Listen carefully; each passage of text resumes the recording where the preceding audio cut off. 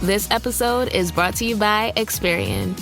Are you paying for subscriptions you don't use, but can't find the time or energy to cancel them? Experian could cancel unwanted subscriptions for you, saving you an average of $270 per year and plenty of time. Download the Experian app. Results will vary. Not all subscriptions are eligible. Savings are not guaranteed. Paid membership with connected payment account required.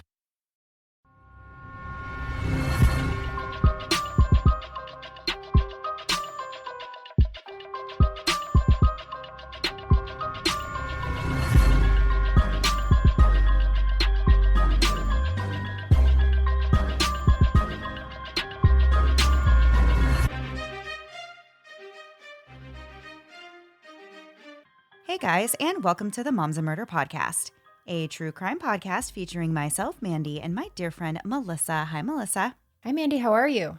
I'm doing wonderful. Good.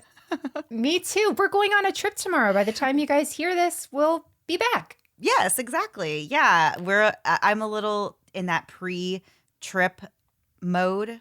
Right. Everybody knows that mode. I don't really have to even explain it, but you just get in that stress mode when you're about to go out of town and you have to get things ready and things ready for your kids if they're not coming with you. And it's just a lot of things. But yeah, I'm super excited. We are going out of town because, and I don't think we even mentioned this time before this episode. We normally never do. We really keep things close to the vest. I know, we really do. Yeah. But surprise, Melissa and I were invited to be a part of podcast movement this year. So it's in Nashville and it's this weekend. Well, actually, by the time you listen to this, you've already missed it. So we did a terrible job of announcing that we were going to be there, but we did. And yeah, we're super excited to go. We're leaving tomorrow. So we are both kind of in the same boat, I think, but I'm doing well and very happy. Oh, yeah. I just looked down at my hands and I have my hands clasped, like my fist gripped, like Arthur in the cartoon, like the angry fist. Like that's how clenched my fists are. And I think it's a stress thing, getting everybody ready and like washing kids' clothes and like they're not coming with me. But I know that if they don't have clean clothes, right, I know what's going to happen. Exactly. So it's getting all those little fun things done and then overpacking because you don't know what you're going to want to wear. And what if you change your mind? And of then course. Shoes, are these going to be comfortable? I need to be comfortable. And then, throw in my Rothy's, of course. Hat tip to Rothy's. And, but it's going to be so much fun. I'm very, very excited. We leave tomorrow and we get to fly together. Last time we flew together, we went to New Orleans and that flight was terrifying and crazy and very hopeful. Last time we went on a trip, a tree frog was in my room, in my bed. Do you remember that? And so yes, and Melissa is not a frog person. My husband's even less of one, but I made him deal with it. Do you remember that one time you were at my house and we were by the pool and there was a really big... The opaque ones? Yes. I hate them so much. The amount of times like Ring has caught me like jumping away from a frog or like slamming my head into the door, like trying to get away from a lizard. It really could be its own like funniest home videos, but just Ring edition. That would actually be a good show. It would TM, trademarking this. This is our idea. We have a new show. Wait, I think they funniest have videos.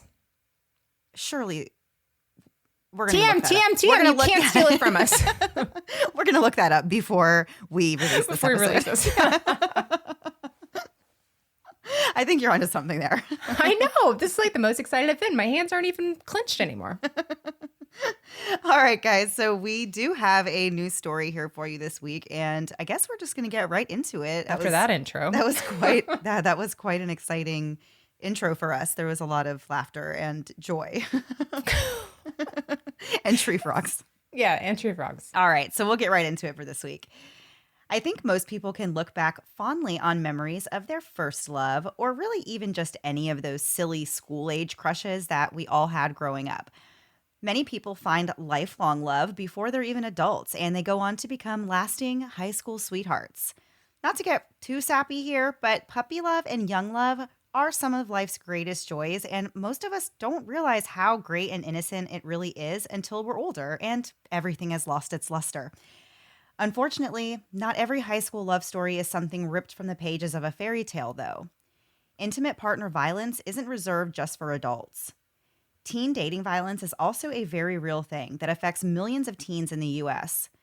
This type of dating violence can include physical violence, sexual violence, psychological aggression, and stalking. 1 in 11 female teens and approximately 1 in 14 male teens have reported physical dating violence in the last year, according to the CDC.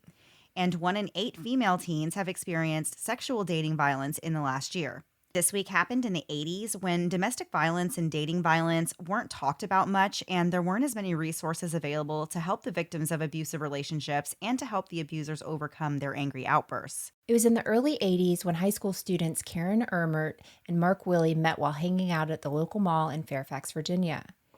If love at first sight was a thing, Mark seemed to be experiencing that whenever he saw Karen for the first time. It was really no question why. Karen had this natural beauty about her that caught the attention and turned the heads of many of her peers. She was described by author Gene Weingarten as being, quote, effortlessly beautiful with a broad, intelligent face under feather blonde hair, end quote. Gene Weingarten actually wrote a lot about this story, and a lot of the source materials we have for this story are from things from his research. Karen evidently gave other girls hair envy with her naturally feathered 80s hair, the same style that women of that era paid really good money for in a salon, or you asked your mom to cut for you in your hair and it did not turn out so effortlessly beautiful. Ask me how I know. Hair. Yeah.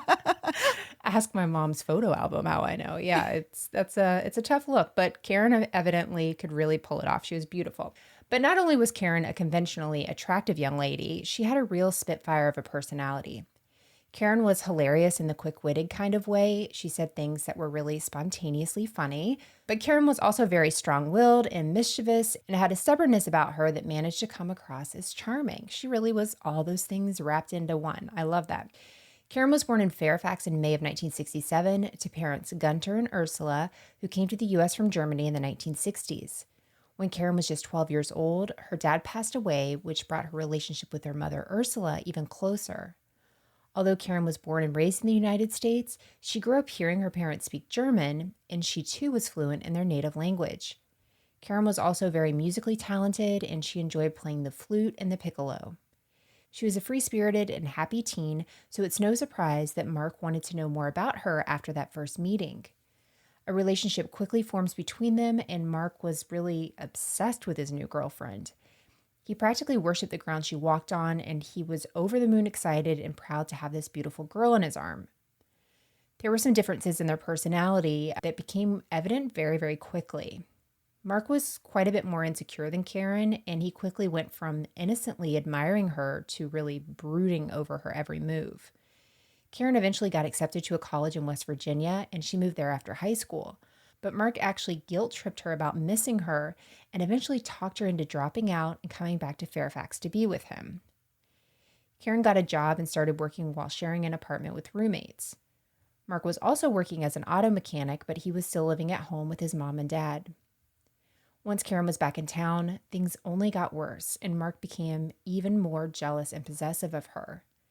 He would do things like showing up at her job unannounced just to check in, and one time he even showed up not invited to one of Karen's office parties. He was really constantly making this fuss about Karen working in a place where other men worked, which is like everywhere. I mean, Right. where can you really work? Yeah. You hear that though. And it's just like, that's literally, like you said, everywhere. Like we are everywhere. People are everywhere. It's crazy to even say like you have to limit your interaction to only one type of person. Like how could you even possibly? That's such a ridiculous and literally impossible expectation to put on somebody. Right. But it just goes to show kind of what his mindset was towards Karen and what their relationship really was like. Yeah. And this mindset, it's gone from innocent, being attracted to her and liking her and all of this to obsessed with her and needs to know everything about what she's doing and doesn't like this that she's doing and all this. So it's very quickly turned into an abusive situation. Mark's jealousy eventually fueled an irrational need to have tabs on Karen at all times. He wanted to know where she was, he wanted to know what she was doing, and he definitely wanted to know who she was with. He would often get in his car and follow her to find out the answers to these questions.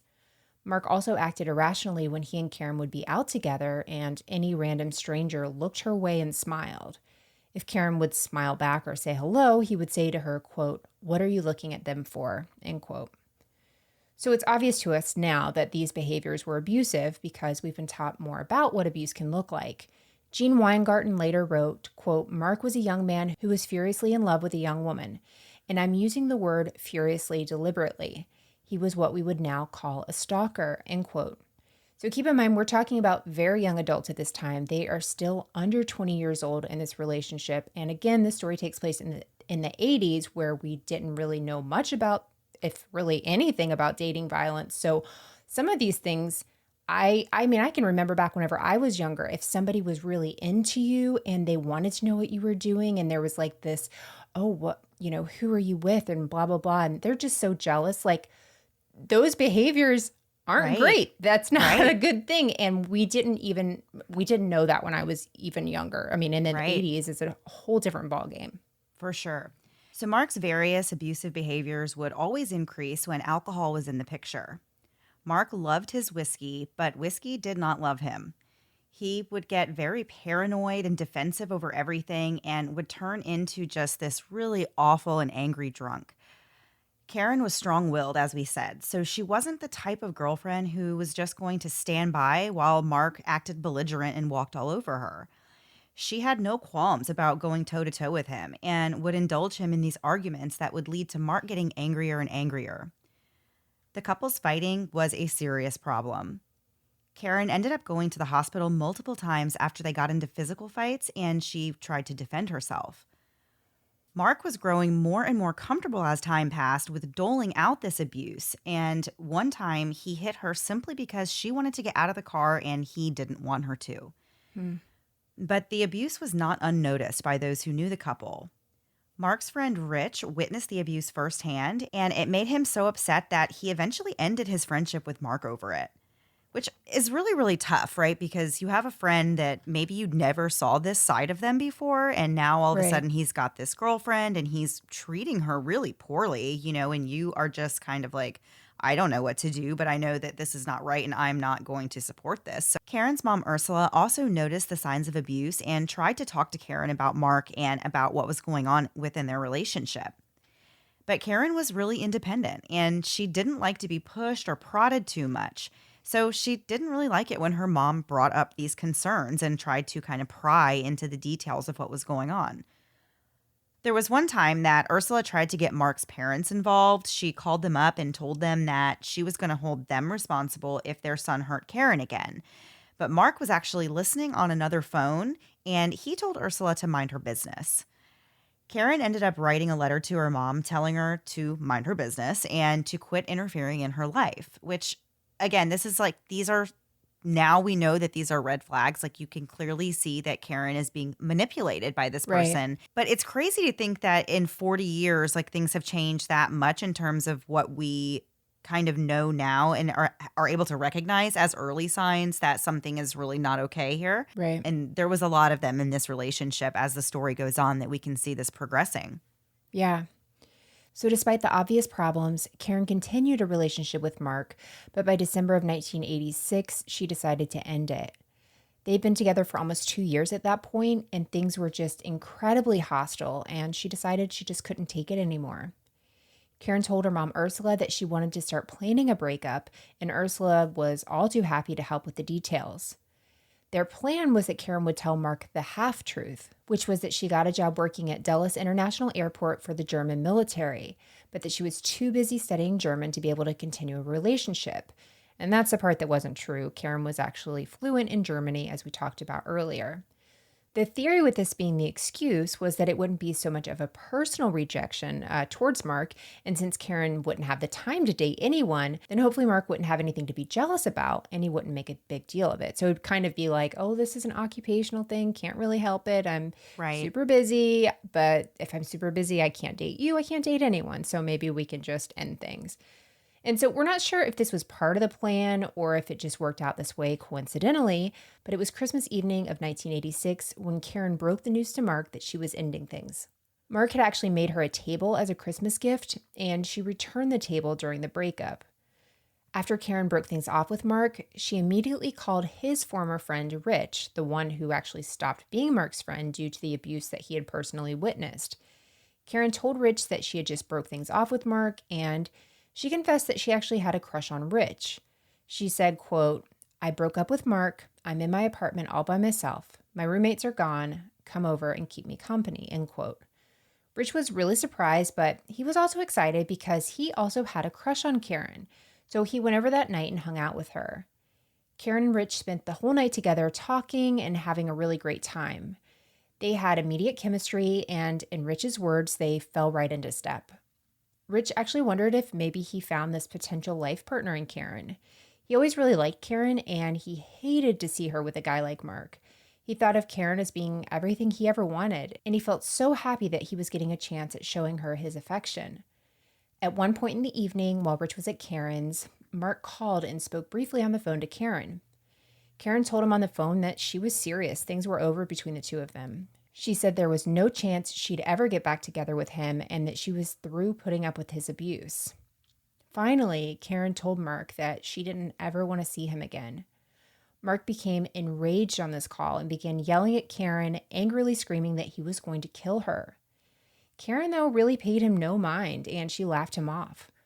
Rich said he thought Karen felt a sense of relief and felt like, quote, "Yes, I'm finally done with this," end quote. She was really at peace with this breakup. And we're going to get back into so much more of the story after a quick break to hear a word from this week's sponsors.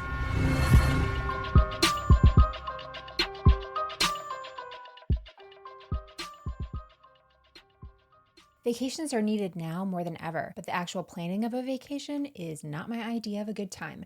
Everything from where I want to go to what I want to do and where I want to stay, it's all a hassle. By the time I've opened up my browsers to get started, the only thing I'm ready for is a nap. But thanks to Apple Vacations, when I want to schedule my next family getaway, they're there to help me get it all planned. Apple Vacations is your one-stop shop for the summer vacation of your dreams. Apple Vacations has been around for more than 50 years and is known as America's favorite vacation company for good reason. They want to help you plan affordable and top-quality vacation packages with packages including round-trip airfare, hotel accommodations, meals, drinks, entertainment, and tips.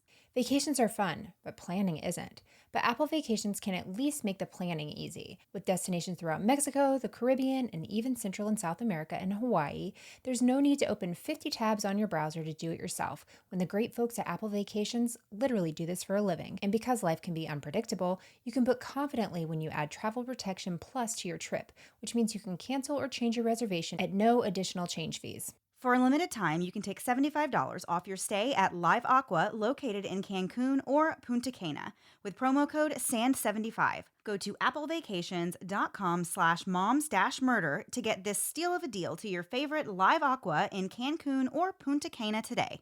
While my kids don't always get the value of a good night's sleep, I sure do, and I know how important it will be during the school year for all of us to be well rested. And Sleep Number makes my dreams a reality. And even more than that, Sleep Number beds allow you to take charge of your sleep with their custom settings. I like a slightly softer bed, so I'm sleeping great at a Sleep Number 30, while on the other side of the bed, my husband likes his side a little firmer at a 40. And if you aren't sure where to start, you can visit a Sleep Number store where you'll get the VIP treatment and the employees will make sure you find the perfect bed just for you by trying out all the beds available in the store. I thoroughly enjoyed the opportunity to check out different bed options, and the one I landed on I refer to as my cloud bed because it feels just like sleeping on a fluffy cloud. I discovered that my perfect Sleep Number setting is a 30, just like Melissa, but occasionally I even go down to a 25 for an even softer, fluffier experience. And Sleep Number really makes delivery so simple. I was given a window for the delivery, and the guys that came to deliver it even helped us move our old bed to my daughter's room. They took the time to explain all the functions to me, including things like the snore button and my favorite, zero gravity. All of this together helps me get an amazing night's sleep, which literally helps everything, including decreasing anxiety overnight by reorganizing connections in the brain. Right now, Sleep Number is having their biggest sale of the year, so make sure you check them out. Discover the Sleep Number 360 Smart Bed. Special offers for a limited time, only at Sleep Number stores or sleepnumber.com/moms. And now back to the episode. Before the break, we were talking about how Karen had broke off things with her boyfriend Mark on Christmas night in 1986, and Mark was really upset about this breakup going down. He, as we said before, was very obsessed with Karen and really was interested in what she was doing every minute of every day. So this breakup, of course, did not go over. Things were made a little more interesting because after the breakup, Karen started hanging out with one of Mark's former friends. The next morning was the day after Christmas, and Karen and Rich spent the early part of the day together at his house. Karen called her mom to fill her in on what happened and told her that she finally did it. She broke up with Mark. Karen's mom, of course, was happy to hear that things were ended between the two of them because she knew about Mark's abusive behavior. But she was still concerned that this was not going to be the end of it. She asked Karen, what did Mark say? What was his reaction when this breakup happened? And Karen told her mom that Mark, of course, was angry and he said that he was going to kill her. But Karen wasn't taking that very seriously. Ursula was concerned about that little remark, and given Mark's history of abuse, she thought it was scary that he would even say something like that. She urged Karen to just come stay with her for a few days, but Karen said she was fine and she didn't need to do that, but she promised to call her mom if she had any problems later. Karen decided to hang out with Rich again on the night of December 26th. Rich had to wake up early at 3 o'clock in the morning the next day to go on a ski trip that he already had planned, so Karen just hung out at his house until around midnight before she went home to her apartment. At this point, Rich said that he would rather stay with her and spend the time with her than go on this trip, but he felt obligated to go because he already made these plans with his friends. Karen and Rich said their goodbyes, and they made plans to see each other on December 28th when Rich got back into town. Little did either of them know, but Mark had somehow found out that Karen and Rich were palling around, and he was not happy about it. While Karen was still on her way home from Rich's house that night, Mark called her apartment looking for her and talked to Karen's roommate, Christine. Mark told Christine that he felt so betrayed by Karen and Rich, and he was angry and depressed over the whole situation. While they were talking, Karen got home, and she took over the phone. She quickly ended the call with Mark and then went and took a bath and got herself ready for bed. Karen had not been taking Mark seriously, and in his eyes, she didn't care about his emotions. Karen got off the phone with him that night. He sat up contemplating his next move. He decided that he had two options: to win Karen back or to kill her and then kill himself. Mark drafted a suicide note and left it on his bed. It was about 2 a.m. on December 27th when Mark took a bottle of whiskey and a .22 caliber rifle and drove to Karen's apartment in a drunken rage. When Mark arrived at the apartment building, he parked his car around the side and then walked up to the back of the building. He climbed up a tree first and then climbed onto Karen's balcony, where he hid the rifle before knocking on Karen's balcony door. Karen opens the door for Mark and they get into a really heated argument. We can now only theorize what happened, but it's believed that at some point in this argument, Mark realized that he's never going to convince Karen to get back together with him, so he goes back to the balcony, grabs the rifle that he hid out there. When Mark went back inside the apartment, he immediately fired 5 shots at Karen, hitting her 3 times in the head and neck, killing her instantly. Karen's roommate Christine was in the apartment at the time, and she sees this and she runs out. A neighbor who heard the gunshots called it in, and Officer Ed Vaughn was the first to respond to the scene. When he got there, the front door to the apartment was locked, so Officer Vaughn looked around the back and saw that there was a balcony that could be reached by climbing a tree or the downspout. Other officers quickly arrived on the scene, and they rushed to the front door and banged on it. From outside the apartment, the officers all heard a single gunshot, so they rushed to the front door and made their way inside. Inside the apartment, officers found Mark with a self-inflicted gunshot wound to the forehead. It was discovered that his heart was still beating, despite the fact that the bullet had passed through both hemispheres of his brain. Mark was completely brain dead, but his other vital organs were still alive. A tube was put down his throat to keep his heart going while he was transported to the Fairfax Hospital, where he was placed on machines to keep his heart pumping for the next 26 hours. At Karen's apartment, officers and paramedics also found her body. At 2 a.m., Karen's mom was suddenly awakened by the sound of the phone ringing, but when she picked it up, there was just a dial tone. Ursula later said that she may have been dreaming that the phone was ringing, but either way, something told her to call Karen's apartment. To her shock and surprise, Detective Lee answered the phone. When Ursula asked what was wrong and why he was in her daughter's apartment, the officer told Ursula that he couldn't tell her over the phone. So Ursula got dressed and drove over to Karen's. When she arrived, Detective Lee told her the heartbreaking news. He said it was the saddest thing he had ever had to do as a police officer. Karen's mom was totally shattered whenever she learned that Mark had actually murdered her daughter. After her death, when Ursula was helping to gather Karen's belongings, she found some notes that Mark had written to Karen. In these notes, it was clear that he had been watching Karen's every move, and if she wasn't always exactly where Mark thought she should be, he would leave her a note about it. These notes provided a real glimpse into Mark's jealous and controlling and stalking behavior. One of the notes read, quote, "I took a shower and dressed up and did everything I could maybe to look halfway as nice as all the gorgeous guys you see every day. I would just kill to look as good as them and to be able to catch your eye. Karen, I'm really hurting. In fact, I'm starting to cry. Where are you? Did you go out to eat? I feel like a fool that's been stood up. I love you so much. If words could be put on paper to describe how much, there wouldn't be enough paper. I'm going to call your house again. Karen, if you want to go out with some other guy, please tell me. It would hurt less if I found out that way. Love, Mark." End quote. Another note read, quote, "Karen, where are you? I'm really worried. First thing I thought was that you stopped for dinner, but I know that you would have the courtesy to call me so I would not sit here and worry like this. I'm always worried about you being in an accident because I would be the last to hear. God, if you aren't okay, I'll kill myself. You don't know what you mean to me." End quote. I feel like the word gaslighting gets thrown around a lot, but I feel like this is the definition textbook gaslighting. Just all this, you're doing this and it's hurting me and I'm scared only because I love you. And if this happens, I'm going to kill myself. Just, whoa, that's so much to put on somebody. Absolutely. It's a ton. So as tragic and upsetting as this story already is, and as much as we wish Karen was still alive today, this is one story that actually does have somewhat of a happy ending. When Mark's parents arrived at Fairfax Hospital after the shooting, they were informed that their son was totally brain dead, but that his heart was still beating. The hospital's transplant coordinator spoke with them and asked for their permission to donate Mark's heart to a patient who was a 20-year-old woman in need of a transplant. Now, here's the thing about heart transplants in the mid-1980s. They weren't really a widely practiced thing. The first ever successful heart transplant was done in 1967 in Cape Town, South Africa, by a doctor named Christian Barnard.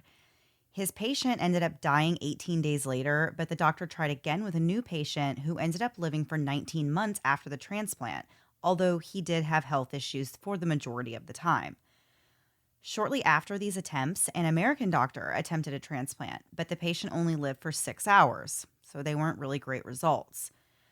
As the years passed, the survival rates increased, but the results of heart transplants were overall still not very good. It was more often than not that a body would reject the new organ. Eventually, it got to a point where heart transplants were reserved only for special circumstances, and the procedure as a whole was used sparingly for years before pretty much coming to a complete stop until in 1983, when an anti-rejection drug was released into the market. This completely changed the game for transplantation. After this drug came out, heart transplants began again, but only really in big teaching hospitals. It's truly incredible to think about the doctors and the surgeons who pioneered things like heart transplants, because for a very long time, this was something that wasn't even taught in medical school, which, it's just crazy to think about. People who experimented and really did this and paved the way for doctors today. So the 20-year-old woman that was in need of a heart transplant was named Eva Baisley, and she just happened to be lucky enough to be under the care of Dr. Ed Lefrak, who was the chief of cardiac surgery at the Fairfax Hospital. Dr. Lefrak was a highly regarded surgeon who felt passionate about being able to provide transplants to patients in need. In 1985, though, this was a very uncommon surgery, and it was actually illegal to perform them. So for years, Dr. Lefrak fought with local health agencies for permission to even perform transplants. He was always told no, and that there wasn't enough of a demand for this. Dr. Lefrak did not give up, though. For 2 years, he and his surgical team would spend their free time practicing heart transplants on bodies in the morgue. They did obtain permission from these families, but he literally taught himself and an entire surgery team how to do heart transplants on human cadavers. Like, that's just amazing, amazing, amazing. So eventually, Dr. Lefrak came up with a plan to get the South African doctor, Christian Barnard, to lobby the state health commissioner on Dr. Lefrak's behalf. Dr. Barnard spoke before the commissioner in March of 1986 and said that it would be, quote, immoral to not permit a qualified surgeon like Dr. Lefrak to do this surgery, end quote. The commissioner ended up giving his permission, and it was up to Dr. Lefrak to find the perfect patient. In the meantime, he and his team began obtaining the necessary supplies for heart transplant surgery, such as a cooler for the organ. So this is a fun fact.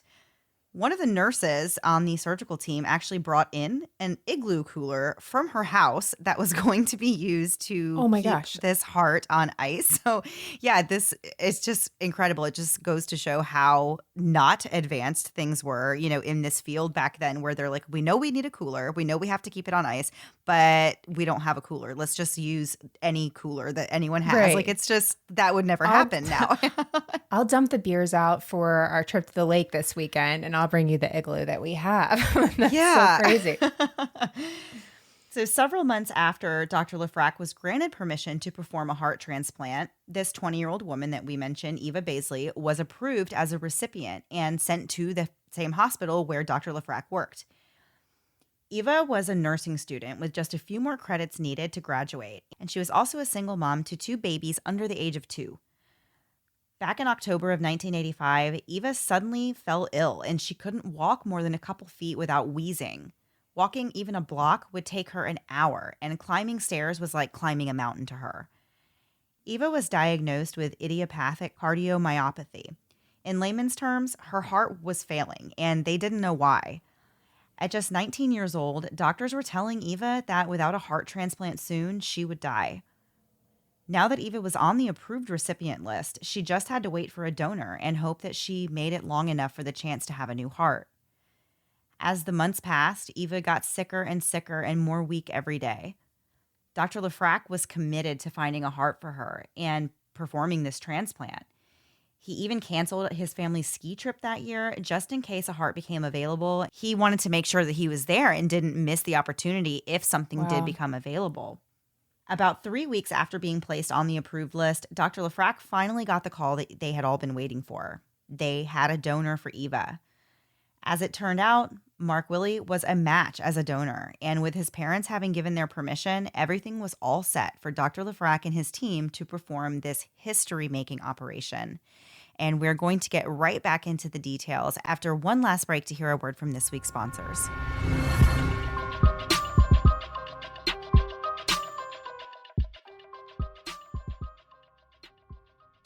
You've got the fiance, you've got the ring, but now what do you need to do? Oh, that's right. Literally everything. But thanks to Zola, everything with your wedding can be handled. Zola's here to make planning your big day easier and less stressful by putting together everything a couple would need, all at your fingertips. They're those things that you know you need, like the invitations and vendors, but what about those things like a wedding website or a wedding registry? Zola has you covered right from the start. It's easy to see why over 1 million couples are totally obsessed with Zola. And Zola knows planning a wedding can get very expensive, and they want to help save you money. Zola tools are totally free to use, plus they even have free guest addressing, plus free shipping and returns every day. Planning your wedding should be one of the most fun and exciting things you get to do as an adult. Don't ruin your good time by being overwhelmed when Zola is just a click away. My wedding day is a blur, but I remember so much about the stress of planning the big day. All the little details and calls and emails I had to make. I only wish Zola had been around back then to take some of the pressure off. One of the things that really makes me envious of you new spouses-to-be is that Zola even pre-screens vendors, so you can answer a few simple questions about what you need and what you're looking for, and they can help you match and find the perfect vendor. See what all those 5-star reviews are about. Go to zola.com/moms today and use promo code SAVE50. That's SAVE50 to get 50% off your save the dates. For peace of mind, you'll receive free change the dates with your purchase. That's zola.com/moms, promo code SAVE50. We're all true crime fans here, and I bet we'd all like to think that given the opportunity, we could even solve a crime ourselves. With the Cold Case series, you now have that chance. Think Fun presents the Cold Case series, where either on your own or with a group of friends, you can comb through the evidence of the decades-old fictional murder of Andy Bailey, a 23-year-old investigative reporter who was found shot to death in England. The Cold Case box includes crime scene photos, witness statements, coroner reports, and anything else you might need to put together who did this. This game is suggested for 14 and up and can be either a single player game or you can play with a group of friends. So I can't wait to take this on with my daughter to try and solve this case together. If you're a fan of escape rooms or a true crime podcast, hey, that's us. You'll really love playing this. Once you've followed the clues and you think you know who did it, you can actually go online and submit your answers to check your detective skills. Order yours on Amazon and use promo code 30coldcase for 30% off. Again, order yours on Amazon and use promo code 30coldcase for 30% off. It's been a while since I've had a baby of my own, and some days I miss it so much. The baby cuddles and baby smiles, but when it comes to diaper rashes, not so much. I remember the first time my oldest had a diaper rash, I was really devastated. Here's this tiny thing totally dependent on me, and now she's fussy and obviously uncomfortable, and I'm supposed to have the answers.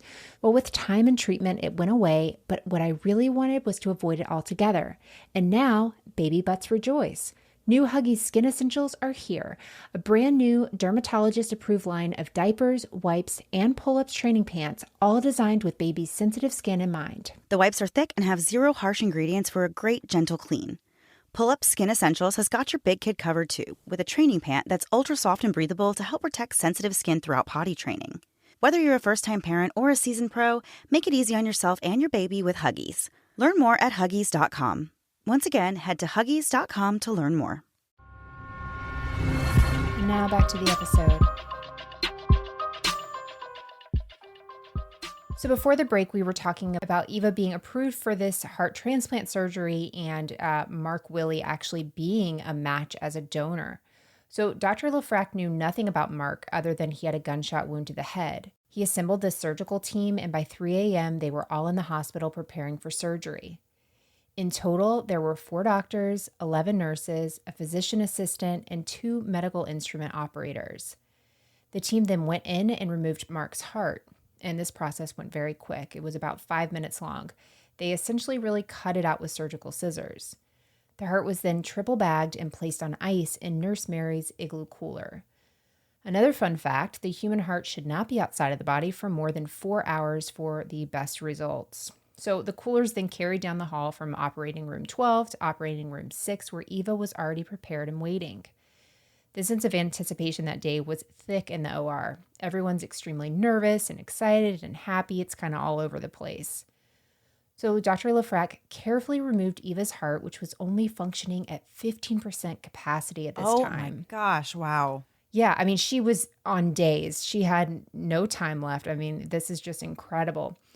And so then he starts working for hours to sew Mark's heart into Eva's chest. Once the surgery was done, though, this was really the moment of truth. Would Eva's body accept this new heart? Usually this is the point in movies where the surgeons will use an electric shock to jumpstart the new heart and get it beating. But in this case, they didn't even need to do that. After a bit of massaging, Eva's new heart began beating on its own. I have literally chills. Yes, when I was reading it before, when we were looking over this before I did, and now I just still do. It's just incredible. So Dr. Lefrak later said that he wasn't scared to perform the surgery because he'd done it many, many times in the morgue. This man is my hero. It just takes so much courage to even attempt something like this and to do it. It's amazing. It really is. It's a miracle. It's amazing. It is. And just that he was so dedicated. There just aren't enough people like this in the world where he's just like, I'm going to be ready. Whenever it's finally approved, whenever it finally happens, I will be ready. On December 29th, Eva Baisley woke up with a healthy heart beating inside her body. Eva later said, quote, I just woke up. Like I just went to sleep that night, and like any other night, I'd forgotten that I was sick when I woke up, and I just wanted to go home the next day. I'm like, can I go home? I'm ready, end quote. But just because Eva's heart was beating didn't mean she was totally in the clear. Anti-rejection drugs were still needed to fool the body into accepting this heart as its own, which meant that Dr. Lefrak had to study and teach himself the ins and outs of anti-rejection therapies. He said this was a, quote, delicate balancing act of suppressing her immune system to prevent rejection without leaving her too vulnerable to infection, end quote. Eva had to spend a long time in the hospital recovering from the transplant, and she had multiple rejection scares where Dr. Lefrak and his team were worried they were going to lose her. Eva was actually placed in quarantine to protect her from being infected, and everyone who went into her room had to suit up in booties, head coverings, gowns, and other PPE. Eva was really sad and lonely during this time, and she really missed her children, who, of course, were not able to see her while she's in such a delicate state. Dr. Lefrak and the medical team did everything they could to be there for Eva, even just sitting with her to keep her company and bringing her things from the house. One day, Eva was really upset and told the nurse that, she just wants to go outside and breathe fresh air. So the nurse actually cleaned out her own car, dressed Eva in a mask and gloves, and took her for a drive. And they even got McDonald's along the way, but they kept that part a secret. I love that. Me too. But because Dr. Lefrak was so new at performing heart transplants, Eva's surgery was done free of charge. Dr. Lefrak didn't feel right charging for maybe the first 10 or so transplants that the hospital did, but Eva also didn't have health insurance, and he was not about to even ask her to pay for any of that anyway, so she was not charged for the surgery. On February 14th, 1987, Eva was finally allowed to leave the hospital, but her life was far from normal or even anything like it was the way before. Her life expectancy was still just 1 to 5 years, and she still had to be very, very careful. She could only see her kids for an hour a day at first due to the risk of infection, and she was told that sadly she would not be able to continue to pursue her dream of becoming a nurse herself because that would put her at too much of a health risk. Eva took up studying computer science and worked with machines. She made it her goal to raise her children and to stay alive until they were at least 18. As the years ticked by, it started to become clear that Eva was defying medical odds left and right. 5 years after her transplant, Dr. Lefrak said that Eva was doing physically well enough that she could pursue a career in healthcare if she so desired. She did get a job in healthcare, and we are beyond happy to report that as of 2019, Eva is still alive and she is still working in healthcare, which, Whoa. oh my goodness, it's like everything comes full circle. This is just like, I love this part of the story where she is still living and she's working in healthcare, helping others and saving lives. And oh my gosh, I just love this part. I love this type of an ending to a really horrific story. This is amazing. Eva has survived for 34 years since her heart transplant, making her one of the longest living transplant recipients ever. It is considered to be wildly successful if you get a heart transplant that grants you an additional 20 years of life. So 34 years and still going really is something, it's really something to speak about. Especially having it done back in that time where the heart was put in an igloo cooler and things were, obviously just you had no idea what the outcome was going to be. So truly amazing, and just really speaks to Dr. Lefrak's work and the time that he put in to learn how to do this procedure. So Dr. Lefrak and Eva, on that note, are very important to each other, as you can imagine. They speak to each other every year on the anniversary of the surgery, December 28th, and they tell each other they love you, and they're just very, very dear friends. Experts in the field have told Dr. Lefrak since that there's likely no more than 6 people in the entire U.S. who have lived as long as Eva after a heart transplant. In 2012, Johns Hopkins University did a study on the survival rate of heart transplant recipients between 1987 and 1999, and they found that out of 22,000 recipients, only about half of them lived longer than 10 years, and those who received their new heart before age 55 had a better chance of living longer than 10 years. One of the things that I find fascinating about this story is that up until 2019, Eva had no idea about the full story of where her new heart came from. She actually did not learn about most of this until the writer Jean Weingarten, who we've mentioned several times, wrote the book about Mark and Karen.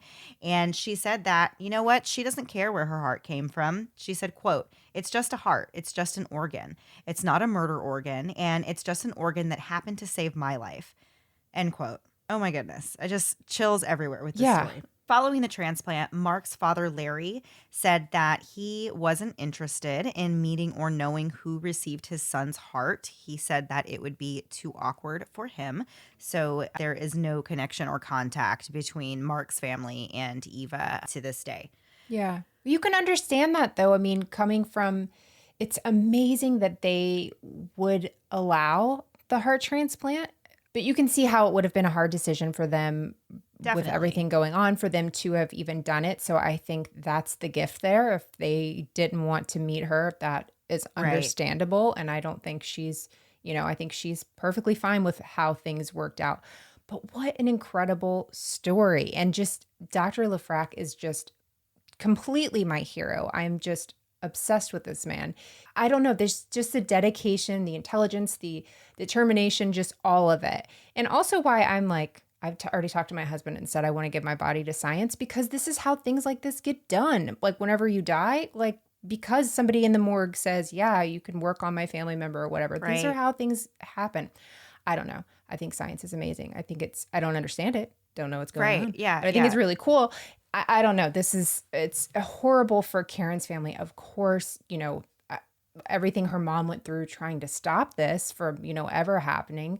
And Mark's family, I know that had to be very hard for them. But to have this kind of an ending where somebody has a whole life from this is incredible. It really is. And that's another thing I think about too with doctors, and how everyone always says like, oh, it takes all kinds, or it takes a special type, to be a doctor or to become a doctor or be a good doctor rather. And it's so true to think about. Like it comes down to more than just education and more than just being smart and passing your tests in school and, doing it academically. Of course, that's also important. But like I said before, the courage it takes, I would not have the guts to perform a surgery like this because I would be too scared, of what could go wrong. But like you said, it's amazing. We need people that are willing to do this and that have it in them to do this kind of thing. Yeah. And I've never before wanted to go and learn more about patients that a doctor has worked with, but it's like I want to know more stories of that this doctor, Yeah. has worked with people. I love those medical miracle stories, and like you see, like I feel like there used to be TV shows about those. I haven't seen them. I think in it a was while. literally called Medical Miracles. Something like that, yeah. But those marvelous medical stories and stuff like Yeah. that. That might have been the name of the show. I don't know. But Let me tell you, when my friend wants me to cry, she will send me one of two videos, either military homecoming or somebody listening to their kid's heart in somebody else's. Oh my gosh. Yes, I will listen they to will those wreck me. too. Yes, or like somebody getting hearing aids and hearing for the first Oh, time, or gosh, like like a any of baby. those. Any of those, just immediate waterworks from me. Yeah. Those get me every time. It's too much. I cannot even handle it. But yeah, this was incredible. I'm so glad we got to talk about this story.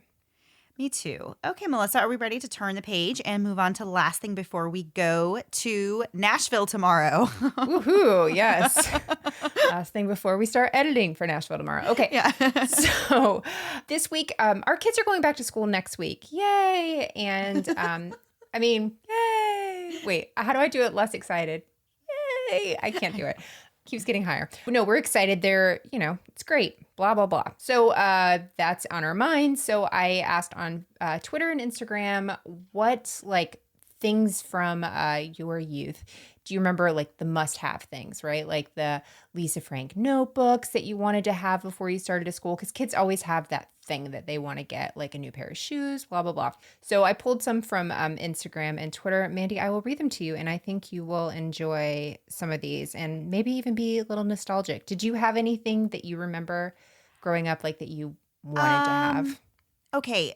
Am I crazy, or was it a thing Yes. that at one point, okay, so the pencils that were like, okay, you had regular boring number 2 pencils, and then you Sure. had pushy, what do you call it, mechanical pencil? Yes. But then do you remember the ones where like you pulled out the tip and like you just put it in the top, and like every tip had like a new lead, but then it would go down, so you'd pull it out and then you would push it down and it would push out a new one. Would But it you was just like, push the eraser part and then you could kind of pull it out? Is that what you're saying? Kinda, but there was no eraser, because instead where the eraser was supposed to be, it was a hole basically, but you stack all these little, somebody's going to know what I'm talking about. I think somebody even wrote about it on Instagram. I had no idea what they were talking about, but I think that's what it is.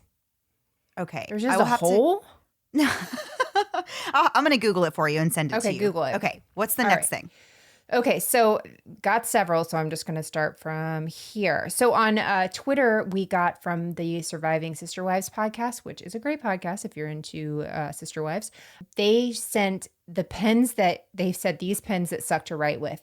They're the colored pens with multiple colors on the top, so you push the little tab things. So Oh, you change yeah. colors. Yeah. In theory, it's great, right? Like you can have all these different colors on one thing, but none of the ink was ever any good. They And, like, never worked. right? And whoever needed to write with yellow ink, you couldn't even see anything. It's just a useless thing, but you wanted it. I wanted one. I didn't get it. Oh, our friend Jody with Reality TV podcast, she wrote the 64 crayon Crayola that had the sharpener in the back. Do you remember the ones with the bag? Yeah, and that was another thing that was a terrible invention because you could only sharpen one crayon before the thing got jammed and clogged and you could never use it again. And you could put your finger in there. I had maybe done that. Yeah. Yeah. But her note said, I wanted this so badly. Only the rich kids had them, though. I get that. I had the off-brand Crayola. I didn't have regular Crayola. Yeah. I didn't have a built-in sharpener. Oh, Mandy. Yeah, I think those were okay. I see what you're talking about. Okay. Yeah. I sent Melissa a picture of the little stacking tip. And just the tips pencil come things. off. Yeah. What a waste. It is such a waste. And it's so pointless, but it was one of those things when I was a kid. I was like, oh, I need those. Those are so cool. But it's like, why are they cool? It doesn't even make any sense. They're like why tiny does that little even... knives. Yeah. Okay, I'll just read a couple of these. Page_not_paper on Instagram said, 1 year my school required blow pens for a special project. Do you remember those? I mean, I think. Wait, do you know what those are? I've heard. Wait, I probably do. What is a blow You pen? literally put your mouth up to it no, and no, blow, no, no. and it spits the what? ink everywhere. Ew. I think she's young. I don't think this has been out that long. Okay. But no offense, Paige. So anyway, she said they did it for a special project. I don't think they ever tried it again. Kids were chasing each other around the room trying to spray each other with ink. Yeah, that Can you sounds about imagine? right. Yeah. Oh, terrible, terrible. Okay, let's see. Oh, original snap bracelets, Mega Barians. Original snap bracelets, not the remakes. Those were everything. They were. I was going to say that they did remakes a couple years back and they kind of came back in for a little bit, but I don't see them anymore. So that they must not have caught on for round two. Oh, okay, Mandy, I know you're going to like these. All right, ready? Melanie J605 on Instagram said gel pens, butterfly clips. I know you were a fan of those. And all the nasty lip smackers in soda or candy flavors. Oh my gosh, yes. Give me a disgusting lip smacker and I will use it until it's gone. I don't like Dr. Pepper drinks, but I used to love the Dr. Pepper flavor of that. What's wrong with me? Was it you? Just chemicals. Somebody got me like a joke gift that they saw. It was like Chipotle flavors of chapstick. Seems like something I would do. No, but I love that. Oh, darn. I never opened them. That's one I didn't use. They gave them to whoever gave them to me was like a weird time. I threw them in a box and I don't know where they are, but I still have them somewhere. When I come across them, I might try it. Oh, like cilantro and stuff? Yeah. And I think one of them was like spicy. I was like, okay, so you're just gonna like for no reason, not even having food, just put spicy on your lips. Like, no, it seems it wasn't a little me. strange. No, if I see avocado stuff, I get that for you. That's about it. Okay, Mookie's. Why am I trying to even read these on Instagram? Mookie's by AJ. All right.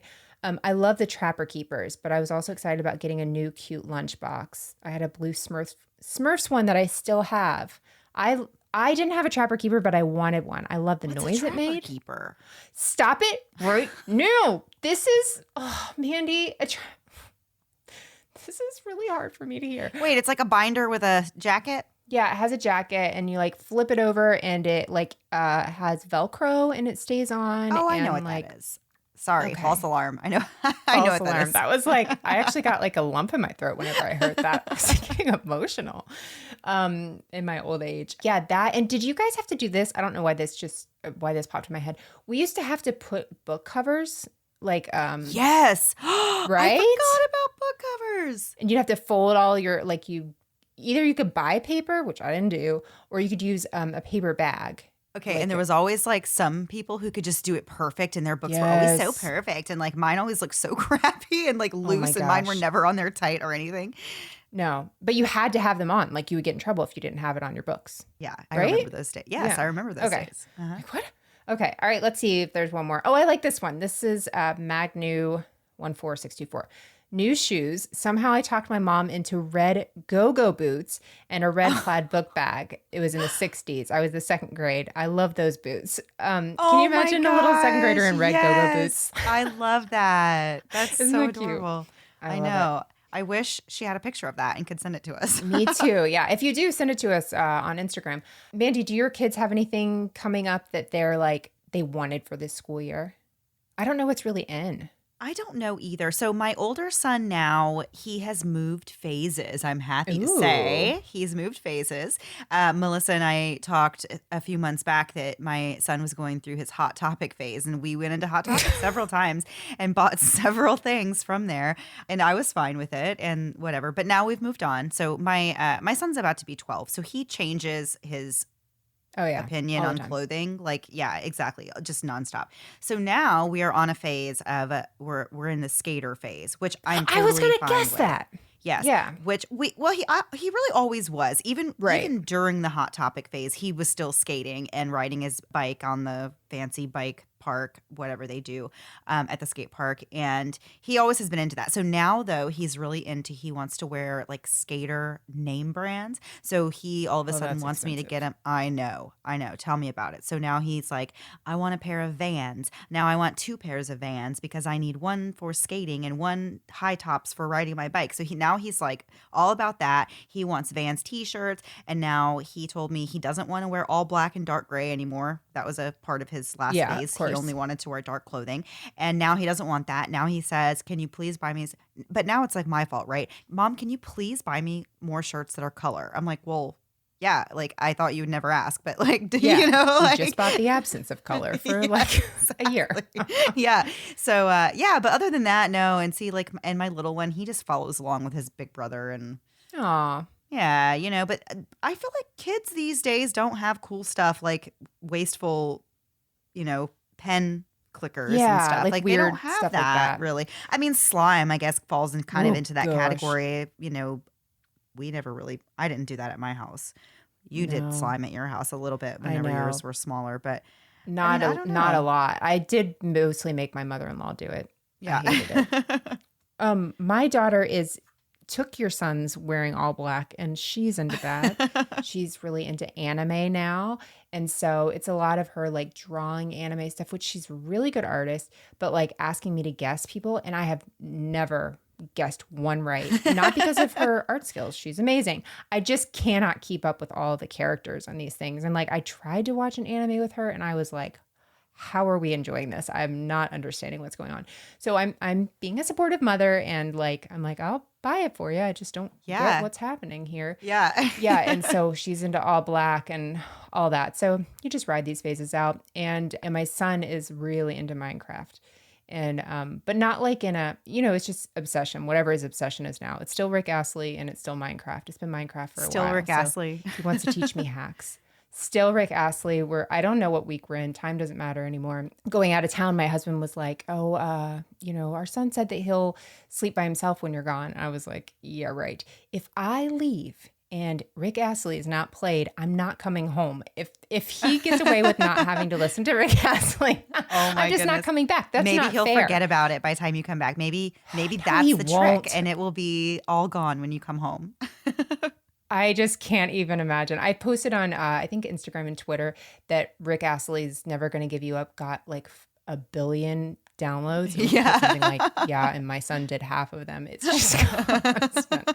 So it's been fun. Yeah. So anyway, so school starts. School starts for us here. If school starts where you are, good luck to parents. Good luck to everybody dealing with traffic because that's always like I feel like every first week, isn't it? Yeah, for sure. I feel like not everyone. I feel like people that live north of us, anyway, like they start so much later. It's so we start so early. Whenever I'm like thinking, like, oh my goodness, it's only the first week of August, and I have friends, you know, and people that I just interact with that they're like, oh, my kids don't go back to school for another month, and I'm like, oh my gosh, it's so crazy how early our kids go back to school here. I remember when we were younger, though, we went back after Labor Day, so I don't know if it's like hurricane thing that we keep pushing it back.